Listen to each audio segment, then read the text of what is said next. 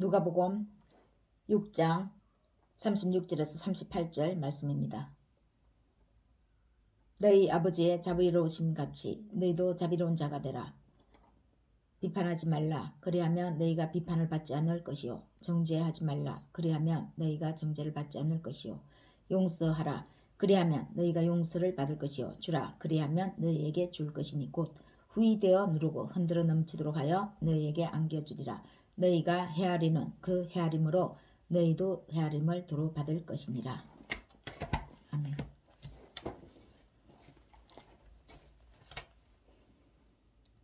인간은 원수에게 복수할 때 똑같은 사람이 되고 만다. 그러나 용서할 때 원수보다 더 위에 있는 사람이 된다라고 영국의 철학자 베이컨이 말했습니다. 37절 38절을 보면 전혀 다른 문맥의 두 문장처럼 보입니다. 그러나 같은 문맥으로 보아야 할 것입니다. 이 문장은, 이 구절은 대표적으로 예수 믿고 구하는 일에 방해되지 않게 하는 도덕적 선결을 요구하는 민감한 말씀입니다. 읽지는 않았지만 오늘 본문 위의 말씀인 27절에서 35절까지의 내용이 원수에 관한 원수 사랑입니다. 내용을 자세히 살펴보면 상대방이 생각하고 바라는 것보다 더 위에서 생각하고 주라고 하는 것입니다. 왜 상대방이 생각하는 것보다 더 위에 있고 주어야 하는지를 결국 결론적으로 말씀하고 있는 말씀입니다. 어쩌면 오늘의 본문 이 내용이 성경 전체를 대표하고 있다고 해도 과언이 아닙니다. 말씀 전체를 읽는 이유와 읽은 말씀을 우리가 삶을 사는 현실에서 적용해야 하는 이유가 바로 오늘 이 말씀에 있는 것이죠. 특히 원수라고 지칭하는 가상의 대상은 진짜 원수인 것보다 단지 내가 좀 사랑할 수 없는 사람임을 알 수 있습니다. 33절 34절 한번 말씀해 보겠습니다. 32절에서 34절 너희가 만일 너희를 사랑하는 자만을 사랑하면 칭찬받을 것이 무엇이냐. 죄인들도 사랑하는 자는 사랑하느니라 하느니라. 너희가 만일 선대하는 자만을 선대하면 칭찬받을 것이 무엇이냐. 죄인들도 이렇게 하느니라. 너희가 받기를 바라고 사람들에게 구워주면 칭찬받을 것이 무엇이냐. 죄인들도 그만큼 받고자 하여 죄인에게 구워주느니라.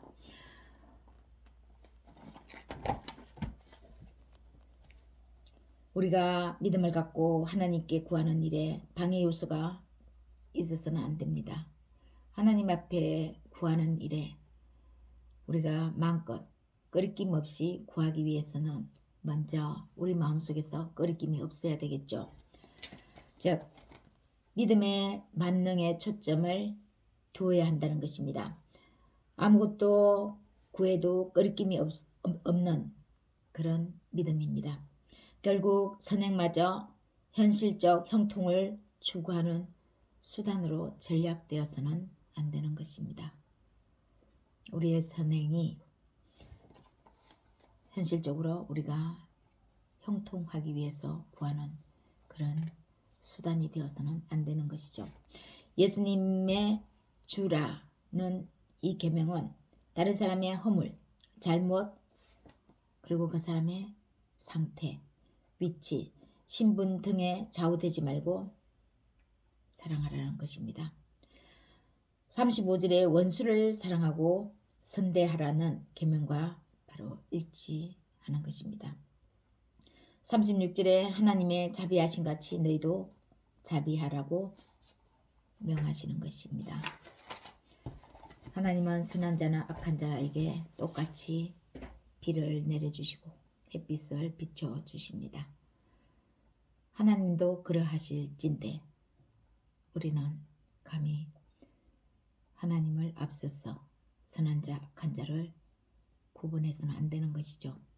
하나님이, 전능하신 하나님이 구분하지 않는데 우리가 감히 구분할 수 있겠습니까? 사랑하는 자, 사랑하지 않는 자. 헤아려서 주면 하나님도 그에 맞추어 대응하신다는 것입니다. 그러한 마음으로 우리를 대하신다는 말씀입니다. 우리가 사람에게 선물을 줄 때 중요한 것이 있습니다. 선물에는 마음이 담겨야 합니다. 마음입니다. 선물을 아무런 이유 없이 주지 않습니다.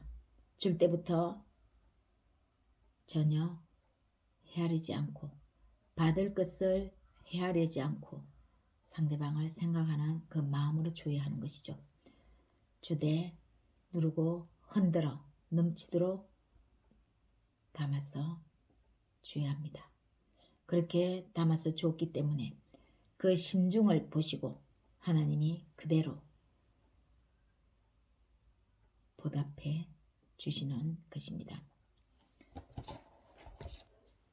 조금이라도 주면 하나님이 몇 배로 갚아 주시겠지. 이런 주시리라는 기대하는 것이 바로 하나님의 헤아림을 받을 것을 헤아려서 주는 일에 해당되는 것입니다. 예수님의 말씀에 일관된 원리는 하나님은 신자가 행하는 모든 일에 중심을 보시고 그에 맞추어 보상하신다는 것입니다. 우리가 하는 그 행동 너머에 하나님은 이미 우리의 중심 안에 들어와 계시는 것입니다. 중심 안에 들어와 계셔서 우리의 마음을 이미 살펴보시는 것이죠. 37절 내가 남을 비판하지 않으면 정죄하지 않으면 용서하면 나도 하나님의 비판을 받지 않고 정죄함을 받지 않고 용서를 받는다는 것입니다. 우리가 하나님 앞에 구하고 기도할 때 용서를 받아야 하고 정죄함을 받지 않아야 하고 하나님 앞에 비판을 받지 않아야 하는 것입니다. 동일한 맥락에서 내가 남에게 주면 하나님이 나에게 주신다는 것입니다. 몇 배로 돌아온다는 개념은 처음부터 없는 것입니다. 내가 행한 만큼만 돌아옵니다. 내가 어떠한 마음으로 상대방에게 주었을 때 그 어떠한 마음으로 하나님도 그와 같은 마음으로 나에게 우리에게 갚아주시는 것이죠. 우리가 대부분 신앙생활에 오류를 범할 수 있는 것은 이분법적인 생각이 좀처럼 좁혀지지 않거나 쉽게 이 이분법적인 생각에서 벗어나지 못하는 데 있습니다. 하나님께 구하는 믿음은 결코 인간의 인간관계에서 동떨어진 삶에서는 할 수 없는 일입니다. 예수님의 공생의 공적인 사역을 보면 수치스러운 일들이 하나둘이 아닙니다. 그분의 전 생애가 수치 그 자체였죠. 옳은 말을 사람들에게 했는데 조롱을 당하고 하늘의 원리로 사람들을 깨우치고 대하고 그 원리로 그들의 삶을 개선시키려고 하는데 뺨을 얻어맞았습니다. 얼굴에 침까지 뱉으며 예수님께 하는 행위는 수치의 극치였습니다. 그럼에도 불구하고 예수님은 십자가에서 그들을 위해 하나님께 기도합니다. 저들은 자신이 어떠한 상태인지도 모르는 불쌍한 사람들입니다. 그러니 저들을 용서하여 주옵소서.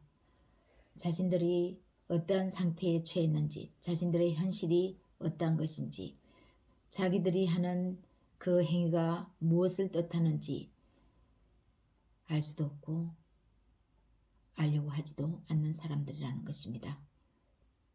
미래의 자신들의 삶이 어떠할 것이라는 것을 짐작조차도 못하는 것이죠. 우리는 예수님이 십자가 위에서 기도한 것을 삶에서 기억하며 실천하는 의지를 해나가야 합니다. 오늘 말씀인 원수 사랑, 원수에 관해서 하나님께서 우리에게 이렇게 말씀해 주실 때 과연 이 말씀이 우리 삶 속에서 지켜나가는 것이 쉬운 것일까요? 쉽지 않은 일입니다. 원수를 용서하는 것조차도 힘든데 과연 원수에게 축복하고 저주하는 자를 위해서 기도하고 그들의 삶을 위해서 하나님 앞에 이해하며 준다는 것은 결코 쉬운 일이 아닙니다. 그렇기 때문에 이렇게 하나님의 말씀으로 성경에 아마 써여져 있을 것입니다. 실천하는 것이 쉽지 않기에. 마태복음 23장 11절에서 말씀합니다. 너희 중에 큰 자는 너희를 섬기는 자가 되어야 하리라 고 말씀합니다. 우리는 나를 좋아하지 않는 사람, 즉 원수까지도 후히 대할 줄 알아야 합니다. 사랑하는 여러분, 우리는 오늘 말씀으로 우리 삶에 적극적으로 적응해야 하겠습니다.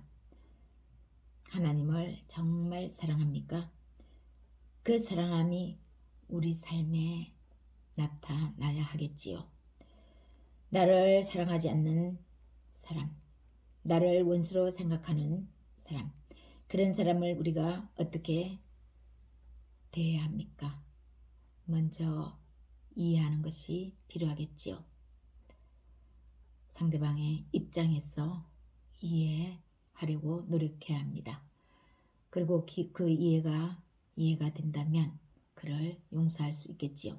용서하면 더 나아가서 하나님의 사랑으로 사랑할 수도 있을 것 같습니다. 주되 후이되어서 흔들어 넘치도록 주어야 합니다. 어쩔 수 없이 우리가 사는 삶의 현실은 높고 낮음의 지위, 먼저 되고 나중 되는 순서가 있을 수밖에 없습니다. 인간 관계에서, 인간의 사회생활에서 분명히 높고 낮음의 지위, 먼저 되고 나중 되는 그 순서는 있는 것이죠.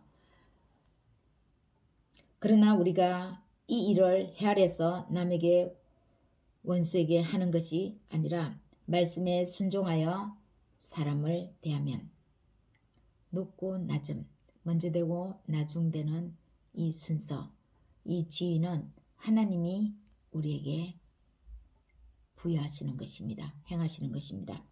하나님이 그 중심을 보시고 후하도록 흔들어 넘치도록 해서 우리에게 주시는 것입니다. 높이고 낮추고 먼저 되고 나중 되는 것은 하나님께서 하시는 일입니다.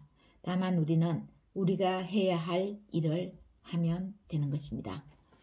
38절 말씀이죠. 주라 그리하면 너희에게 줄 것이니 곧 후이되어 누르고 흔들어 넘치도록 하여 너희에게 안겨주리라. 너희가 헤아리는 그 헤아림으로 너희도 헤아림을 도로 받을 것이니라.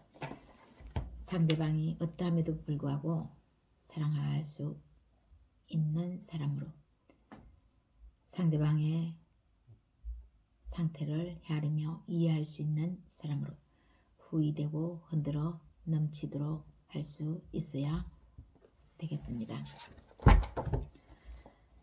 어떤 사람이 이런 말을 합니다. 입을 다물면 지적으로 보인다. 지적으로 보이기 위해서 입을 다물어야 하겠습니까?